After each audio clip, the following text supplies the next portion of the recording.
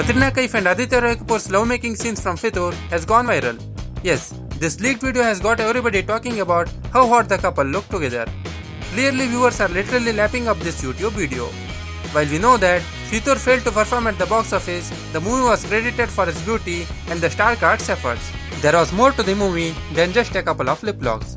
Yes, there was curiosity around Katrina and Aditya's chemistry.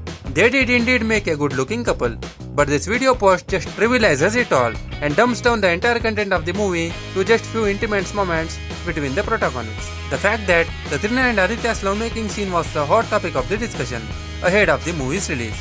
It is no surprise that this clip has been leaked. This is not the first time that either of these actors have locked lips on screen. Katrina shared a kiss with Shah Rukh Khan in Jab Tak Hai Jaan, while Aditya and his ex-lover Shraddha Kapoor's intimate moment from Aashiqui 2 was widely discussed.